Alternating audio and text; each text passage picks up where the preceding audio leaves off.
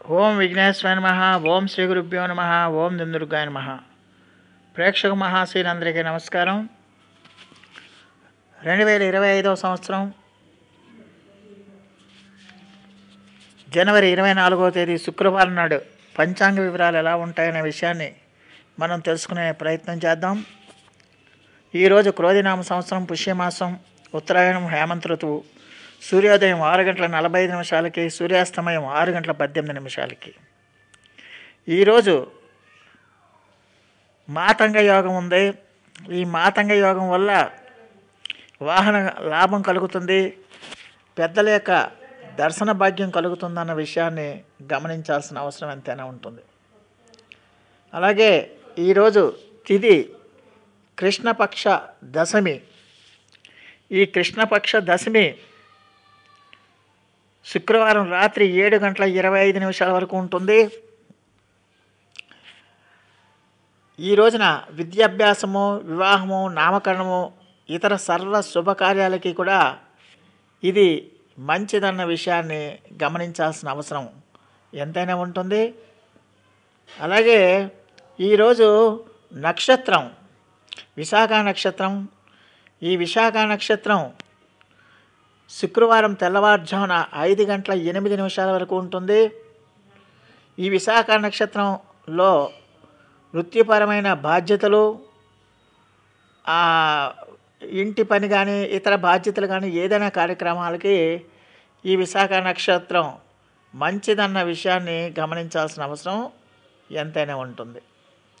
అలాగే ఈ రోజున అమృత గడియలు శుక్రవారం రాత్రి 12:53 నుంచి శుక్రవారం రాత్రి 2:39 వరకు కూడా ఉంటుంది. ఈ అమృత గడియలు అంటే అది శుభ సమయంగా మనం పరిగణిస్తాం.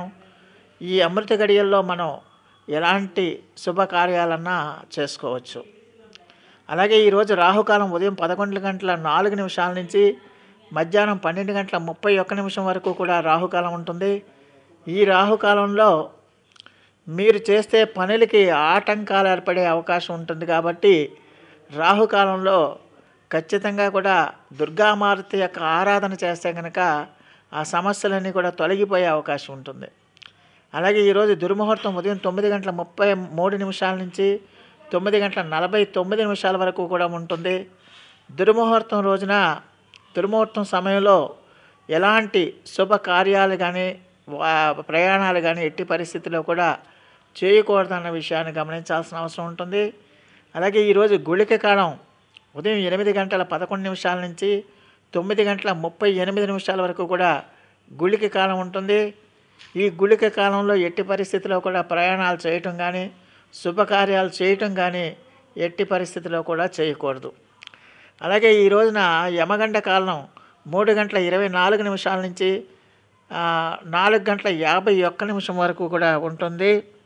ఈ యమగండ కాలాన్ని కూడా మనం శుభ సమయంగా మనం పరిగణించడం లేదు. అందువల్ల ఆ కాలంలో ఎట్టి పరిస్థితుల్లో కూడా ప్రయాణాలు కానీ శుభకార్యాలు కానీ చేయకుండా ఉండటం మంచిదన్న విషయాన్ని గమనించాలి.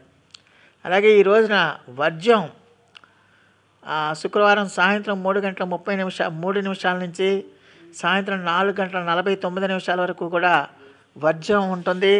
వర్జ్య కాలాన్ని మనం పూర్తిగా విడవదగినదిగా మనం తెలుసుకోవాల్సిన అవసరం ఉంటుంది. ఆ కాలాన్ని విడిచిపెట్టాల్సిన అవసరం ఎంతైనా ఉంటుంది.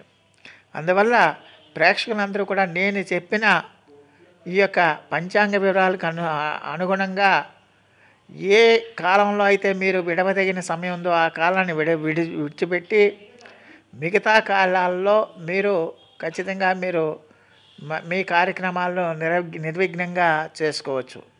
అలాగే మీరు మీ కార్యక్రమాలు చేసుకునే ముందు మీ ఇష్టదైవాన్ని కూడా ఒకసారి స్మరించుకొని ఇష్టదైవ నామస్మరణం చేసి అప్పుడు కనుక మీ కార్యక్రమాలు కనుక చేపడితే దైవ బలం కూడా మీకు తోడుంటుందన్న విషయాన్ని గమనించాల్సిన అవసరం ఉంటుంది. సో ఆ దేవదేవుడు మీ అందరికీ కూడా ఆయుర ఆరోగ్య ఐశ్వర్యాలు ఇవ్వాలని మనస్ఫూర్తిగా వేడుకుంటూ ఈ నా వీడియో కనుక మీకు నచ్చితే లైక్ చేయండి, షేర్ చేయండి, కామెంట్ చేయండి, సబ్స్క్రైబ్ చేయండి. సర్వే జనా సుఖినో భవంతు. నమస్కారం.